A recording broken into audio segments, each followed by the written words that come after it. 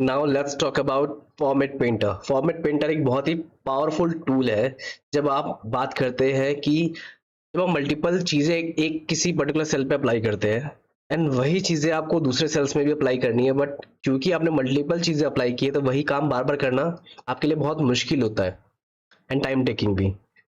तो जैसे कि अगर मैं इस पर्टिकुलर सेल में देखूं कि मैंने इस टेक्स्ट को जो हमने पहले देखा है इस पूरे लेआउट को, कि इस वाले पार्ट को मैंने थोड़ा रोटेट किया हुआ है, सेंटर भी किया हुआ है, मैंने कोई फॉन्ट कलर भी दिया हुआ है, एट द सेम टाइम मैंने बैकग्राउंड कलर भी दिया हुआ है, बट मुझे नहीं पता है कि मैंने कौन सा कलर चूज किया था इसमें या फिर कौन सा बैकग्राउंड चूज किया था। कोई फिक्स कलर नहीं था एंड मैं यही चीज बाकियों में भी अप्लाई करना चाहता हूं। तो इसके लिए करना क्या है, इसके लिए सिंपली आपको जाना है होम रिबन के अंदर, यहाँ पे आपको मिलेगा दिस इज फॉर्मेट पेंटर।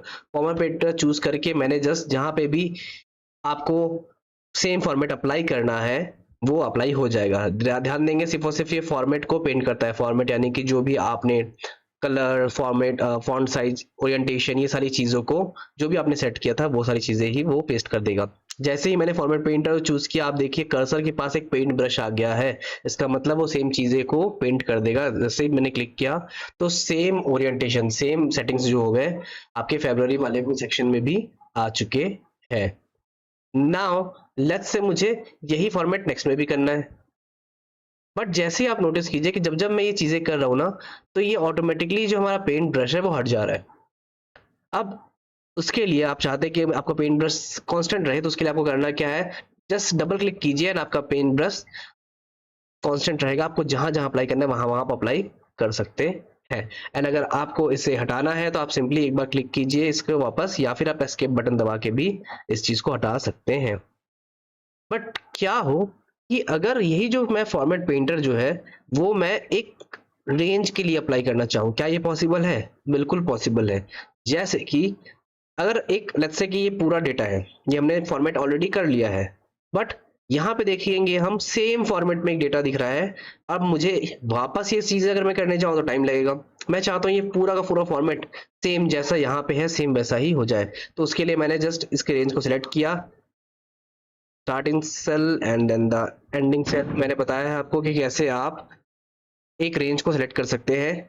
ये मैंने फॉर्मेट सेलेक्ट किया एंड ध्यान देंगे कि फॉर्मेट सेलेक्ट करने के बाद मुझे पूरा रेंज सेलेक्ट नहीं करना है। आपको सिर्फ स्टार्टिंग पॉइंट सेलेक्ट करना है कि कहाँ से वो फॉर्मेट स्टार्ट होगा। जैसे ही ये पॉइंट स्टार्ट में क्लिक किया तो ऑटोमेटिकली क्या किया इसने पूरा का पूरा फॉर्मेट कर दिया जो जो चीजें मैंने ऊपर की हुई थी।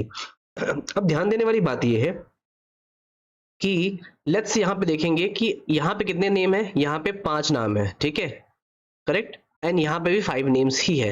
बट क्या होता अगर यहाँ पे 5 की जगह 6 नेम होते, या फिर यहाँ 6 नेम होते?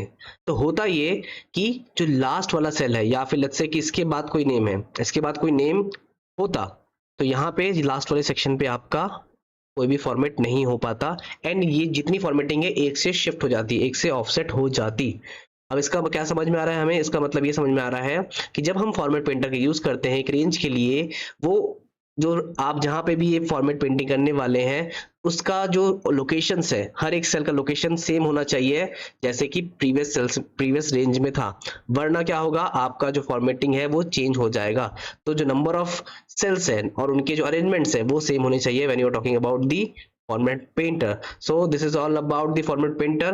We'll come up with the new things in the formatting section. So till then, bye bye, have a good day.